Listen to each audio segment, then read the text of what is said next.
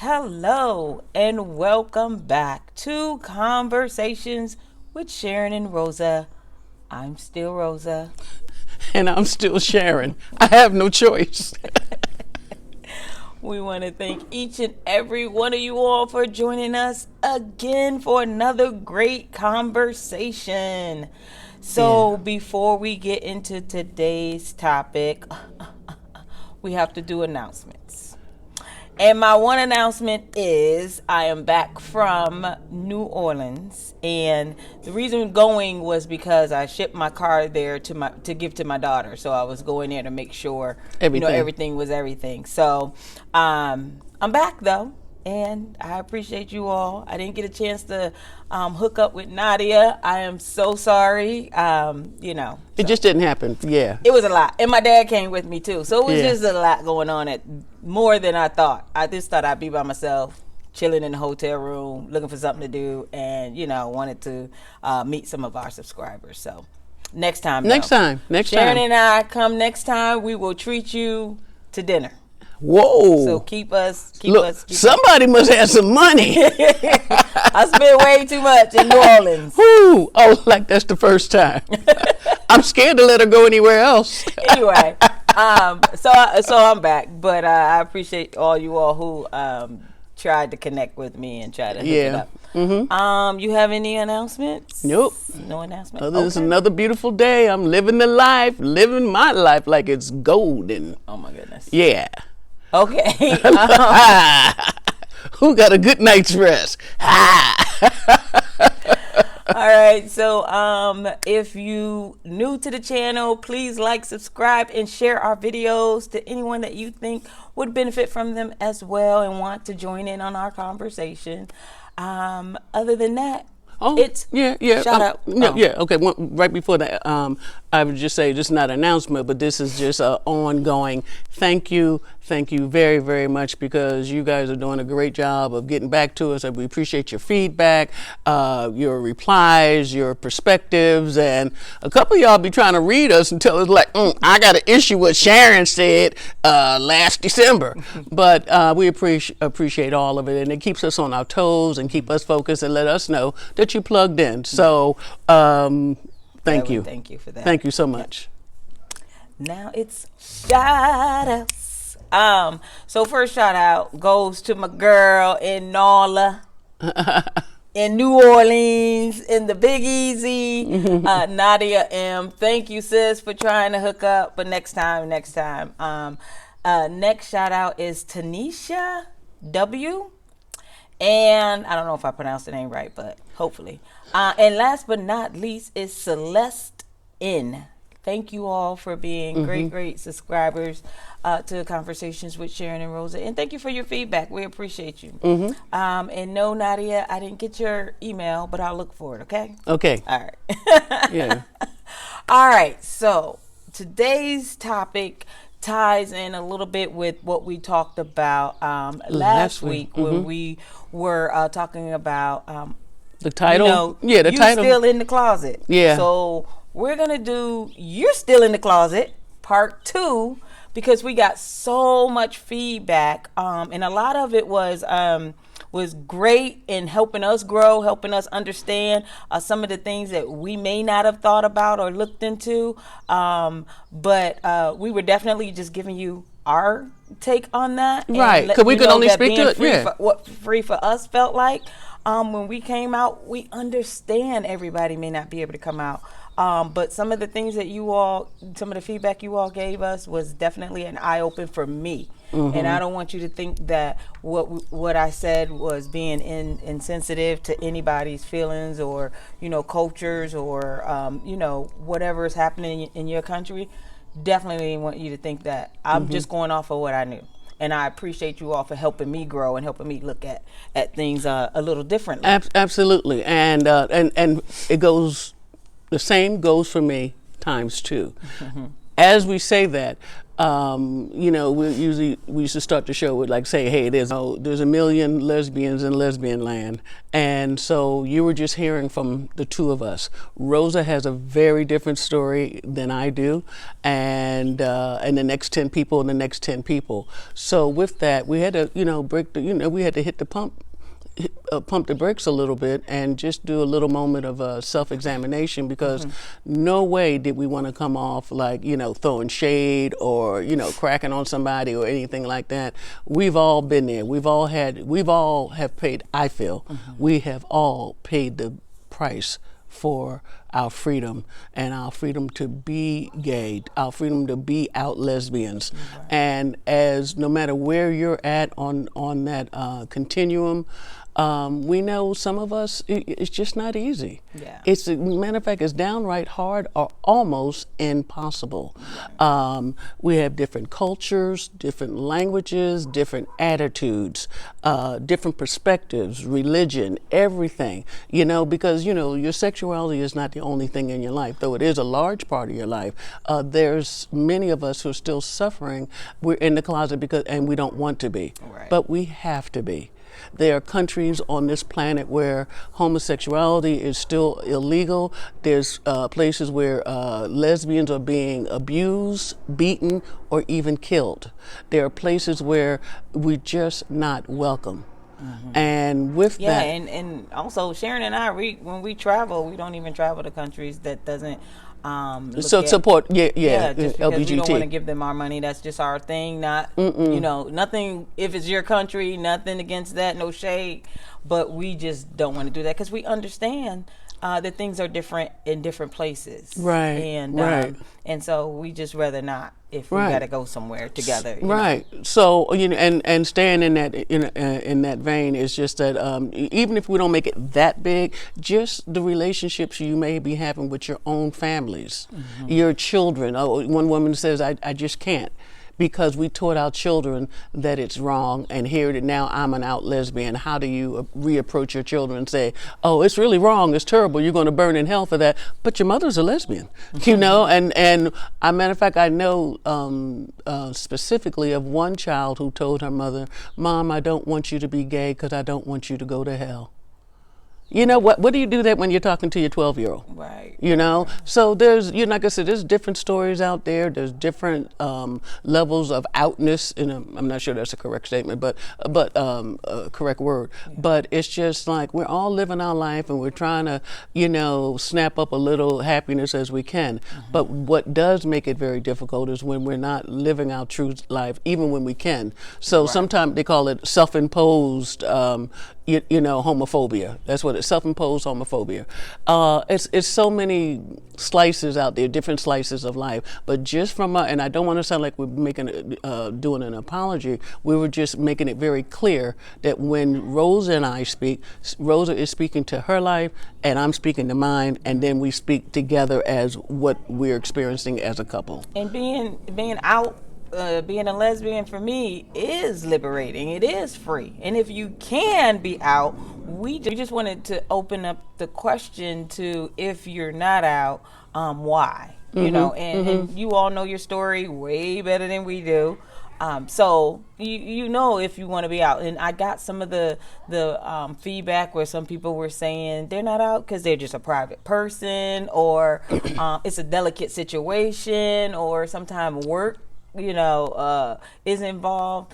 With some of the feedback that you all were enlightening me with, I don't know, what Sharon's thing is, but it was definitely a learning curve on some of the things, and I knew some of it. I mean, I know some people at my job, you kind of think you know who's in the family, but if they haven't said anything, you don't want to out them, you don't want to say anything back. So I get that. Everybody doesn't have that, as someone said, it's a privilege to be out. Everybody doesn't have that privilege. That's right.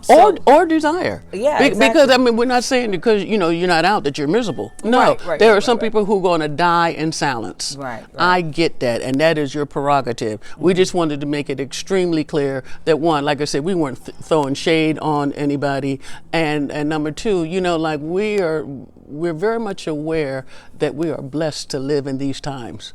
And as I am, you guys know I'm older than Rosa.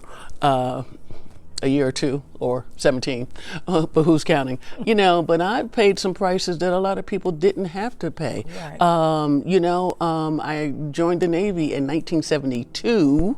So if you don't think it was terrible back there, and everyone, I mean, there was witch hunts and people trying to set you up. Did you go to a party? Was all women there? Do you like women? And you almost lost your career twice. Because they thought you were gay. Right, the insinuation. Yes, I was, but on the same token, let's be clear.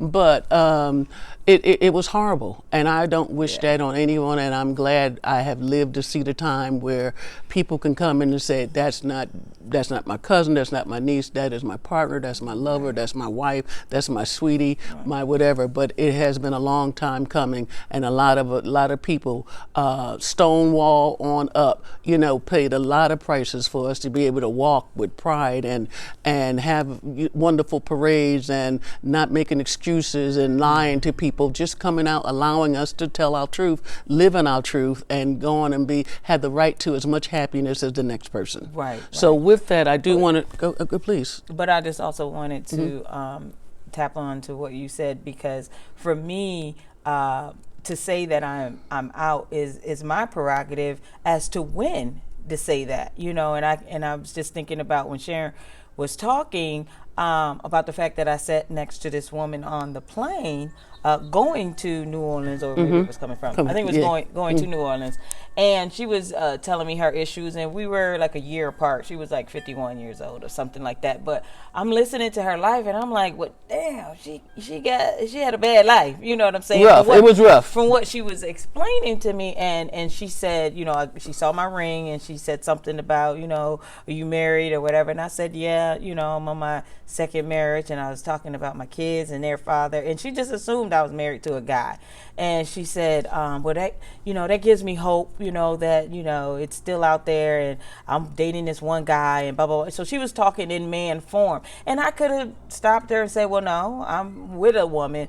It was the time and the place. And for her to open up to me the way she was, I just didn't want to blow that and make the 3-hour flight uncomfortable for her, because if it would have been uncomfortable, like it might have been right. Just by the conversation. Oops, I thought you were a straight woman. So it wasn't that I was ashamed of being, married to a woman. It was just like I cared for her feelings, and I didn't want to, dampen the whole mood or the conversation. So it is a privilege that we can say it when we need to say it and not be ashamed to say it. Right. But I get it if you can't.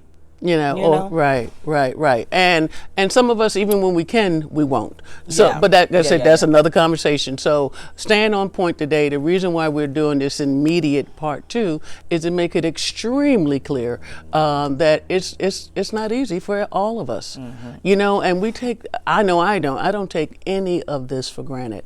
I remember, as Rosa would tell you, she swear I've lived 3 different lives, because I always got a story. Well, what happened was, but this is years ago. This is over 20 years ago. But one of my ride or dies at the time, a really good buddy of mine. Any event, she had fallen in love with this woman from Iran, and they were just about ready to move. Matter of fact, they were moving in with each other, new furniture, stuff like that. At the time, big old stereo, and somebody had the new Mercedes Benz and all, and they were, had fallen in love, and fun people, beautiful women. One was very attractive, and then the other one's drop dead gorgeous. You get the picture? So, any event, so they trying to make their life one and connect with each other. They moving in together. Her brothers, she's from Iran. They were 2 of them were in the United States, and they called the other one. They all came to the apartment where they had moved, the condo they had moved into, and they said, "You're coming home with us right now. If you do not come with us, that we're going to disown you, disinherit you." And one of them threatened, and the other one was willing to beat her ass. Okay, they literally took her out of the place with them, like, you going home, that kind of thing. And so what did my buddy do? She could do nothing but, what the hell? And I said, well, this girl, she's from, the country. I read. Right. Right, and it went from being bizarre to ugly to crazy to violent.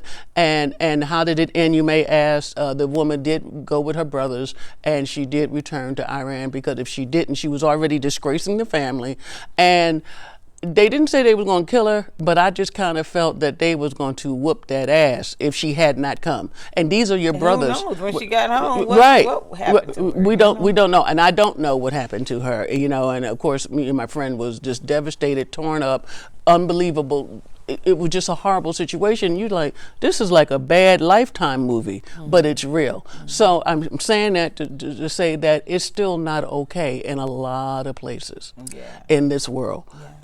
So and one of the viewers, the subscribers, wrote about, in some parts of different countries, it could be a death sentence. Yes, and that's true.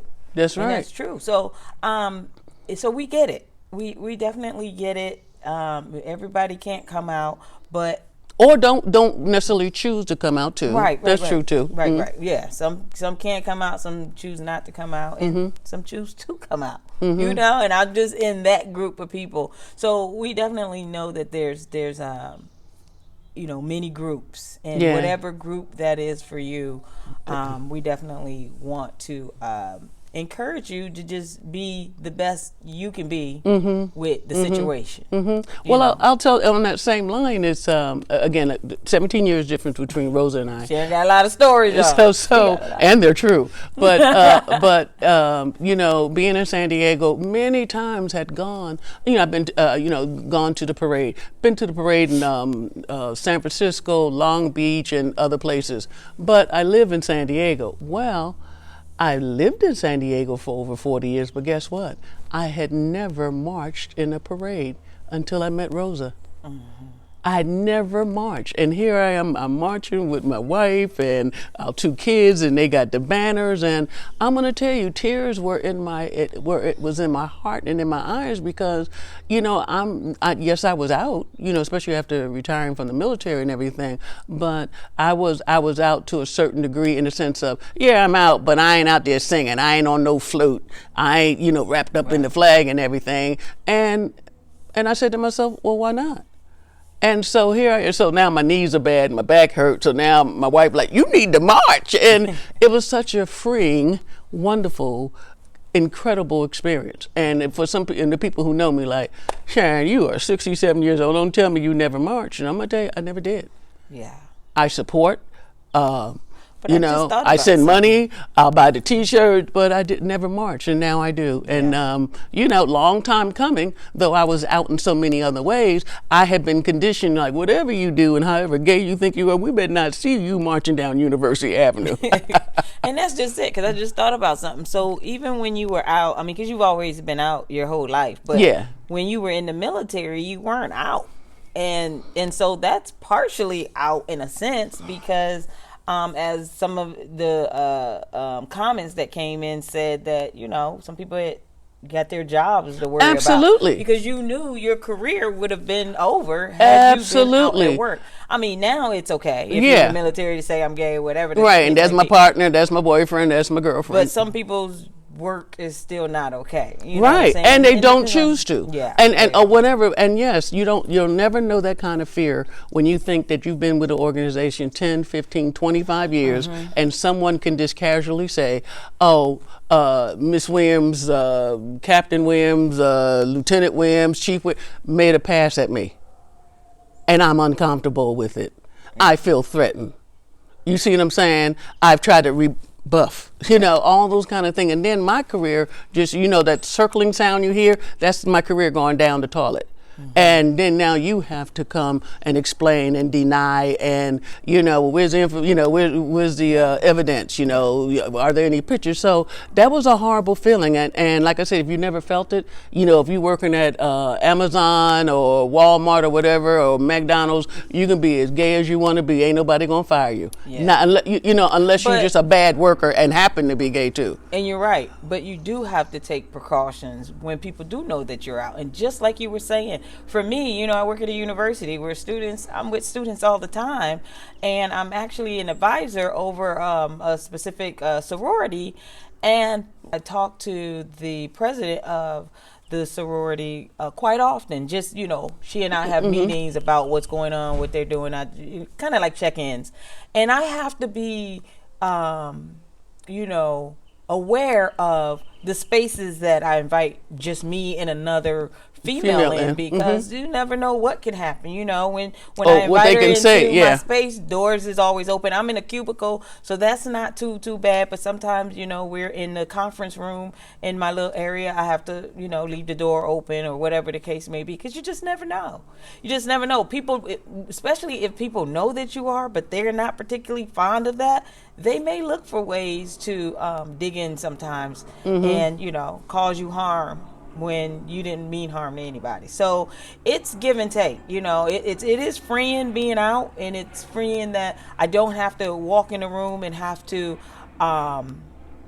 make a stance of who I am. But at the same time, it's like you do have to cover your bases on some things. Absolutely. Sharon and I was just talking about a vacation that we are taking with some of my college friends, and she was just like, well, hold on, this is me falling out. Whatever. She's so dramatic. I'm back.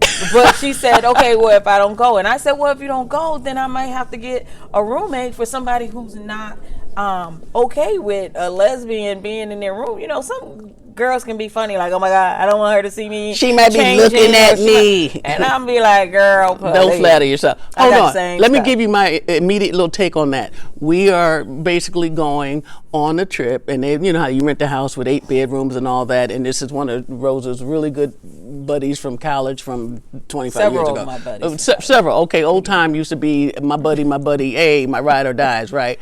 I've met only one of them. So any event, so the bottom line is going to be 10 or 12 of us in this house.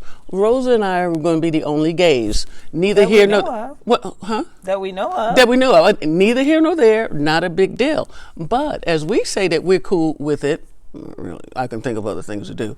But anything to make my lamb chop happy. So I'm cool with going down there, but I'm telling Rosa, don't get it twisted. Somebody, statistically speaking, 1 or 2 or maybe 3 of them could be one up in the church, homophobic, got issues and had a bad, kissed a girl and liked it and still trying to deny it. It may be any one of, or none.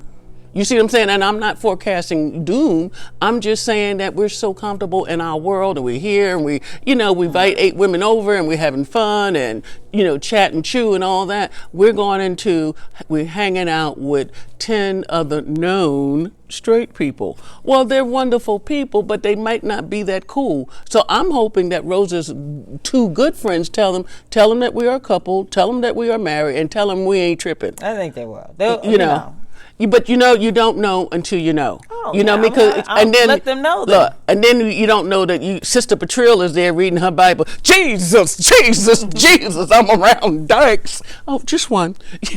So I mean, I may not take her because she's too much. No, I'm just keeping it real. Myself. And this is my vacation, our vacation, and we're going to travel 2,500 miles to be with a bunch of straight folks in a house that 6 of whom I've never met before. Yeah. Somebody might have an issue with them. Like, look, how you know them? Why you so close with them? And I ain't explaining shit. And I'm not making apologies, but reality dictates that we stay aware. Everyone is not okay with you. And then have questions with why is Rosa so close with 2 of the girls? They were in college together. They did everything. One was my roommate. Right. They did everything but share chewing gum. Okay, fine. Yeah. So I'm not, like I said, I'm not forecasting gloom and doom, but it is a vacation. It's not what I thought we would be doing, because Sharon still wants to go where? Hawaii, right? 'Cause I want to go back to Hawaii, but I'm going to take one for the team and be up in the house with 12 people, and 2 of them 12 is okay. That'd be me and Rosa. Yeah. The other 10 are in for an experience. So what we did say we were going to do was tell them all, you need to see our show so you know who we are before we get there. And I bet you 4 of them decide not to come. Well, we don't, because we just want to have a good time, and I'm excited to reconnect, and, reconnect, hook up with them. I did see them last January. but it was under different circumstances. Well, at the funeral, So, but you only saw two of them. yeah, Right, yeah. right. But the other, and then two of the of other them just people, mattered. they're friends of friends. I haven't even met them. Look, four, right? Four of them. So, just to condense the story, we are connecting with straight folks, and that's wonderful because as they say, some of my best friends are straight. You know, and we're going to have a good time because Rosa and I enjoy each other's company. Yeah. But we will have a car, so anytime things get, like, we need to go to the 7-Eleven that's 27 miles away. We be back. Or not. Where's the gay clubs at? I know, right? Everybody looking for stuff. But no, but I'm looking forward to that. But anyway, back to the topic at hand. Still in the closet, part 2.